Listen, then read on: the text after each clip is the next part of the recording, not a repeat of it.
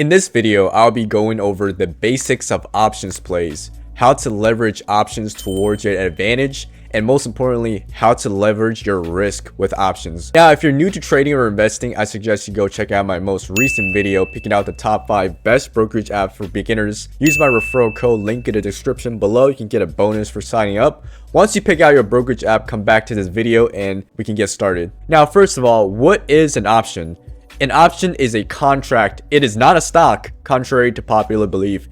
It gives you the right, not the obligation, to buy or sell a specific stock at a specific price, aka the strike price, at a specific date, aka the expiration date. Now, there are countless types of options plays available, but for the beginners, here are the two main ones: a call option and a put option.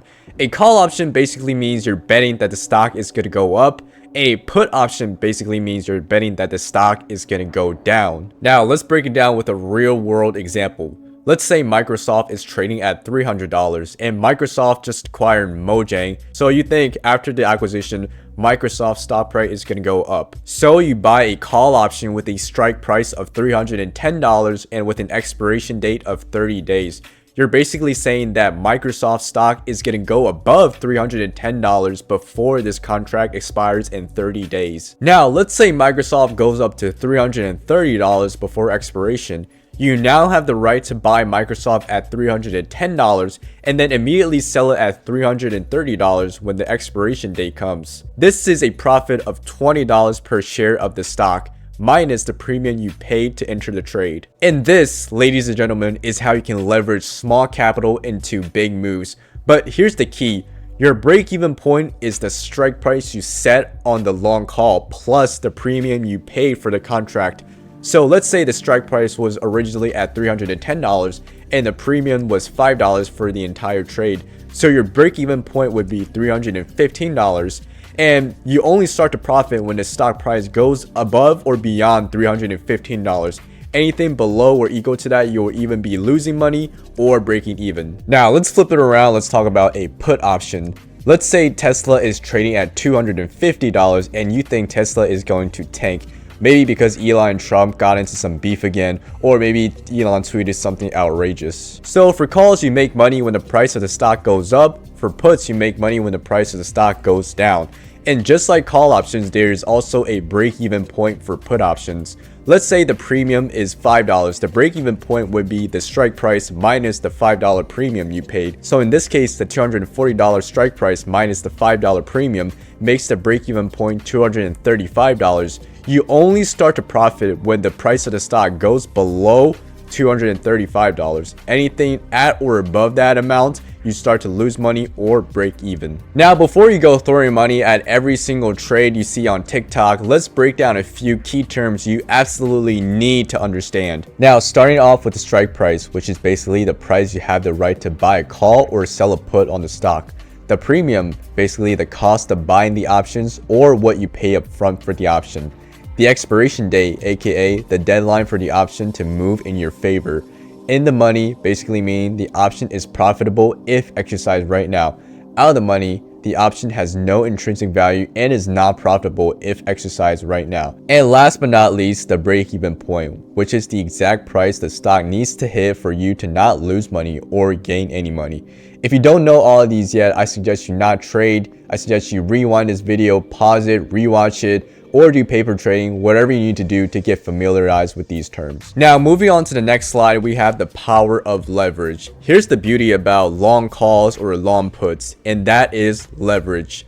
Options plays allows you to have significant leverage, and that means you can control 100 shares of a stock at a fraction of the price. Say you wanted to purchase 100 shares of Tesla, that would cost you almost $25,000. But with an options play, you can control the same amount of shares at a fraction of the price.